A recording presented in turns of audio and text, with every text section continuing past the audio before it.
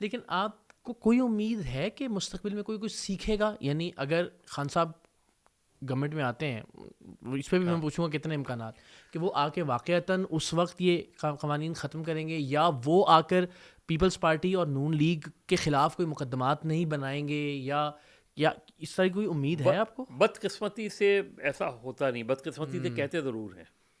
مطلب جیسے اگر آپ نواز شریف صاحب کی مثال لیں تو نواز شریف صاحب اکثر یہ کہتے ہوئے کہ نہیں میرا تو کوئی ذاتی وہ نہیں ہے، وہ ہے لیکن قانون سب کے لیے برابر ہے. جب آپ یہ بات کر دیتے ہیں نا تو آپ کو پتہ ہوتا ہے کہ سیکشن 144 جو ہے وہ ہر دور میں استعمال ہوتی ہے. آپ کو پتہ ہوتا ہے یہ جو ٹریزن کے کیسز ہیں، غداری کے مقدمات ہیں، اگر کل آپ پر غداری کا مقدمہ غلط تھا تو آج غداری کا مقدمہ کیسے صحیح ہو سکتا ہے؟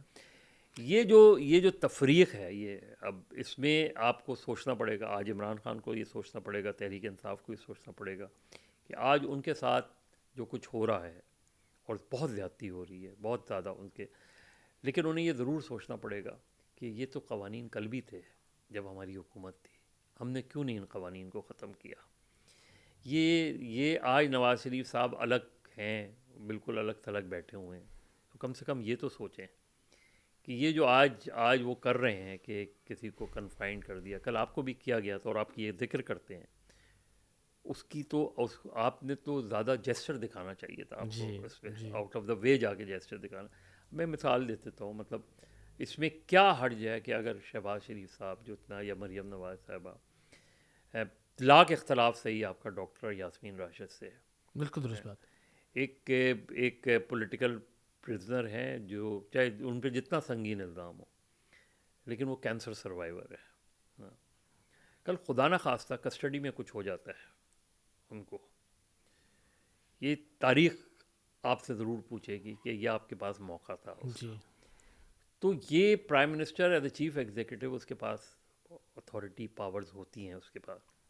اگر آپ یہ چیز ایسی مثالیں قائم کریں گے تو کل لوگ یاد کریں گے، اور شاید آپ ہی کے کام آئیں گی آگے چل کے. دیکھیے یوسف رضا گیلانی وزیر اعظم تھے، ان کی سارے وزرائے اعظم میں سب سے زیادہ اسمبلی میں اٹینڈنس ان کی رہی ہے، سب سے زیادہ مرتبہ وہ اسمبلی میں رہے ہیں اس میں.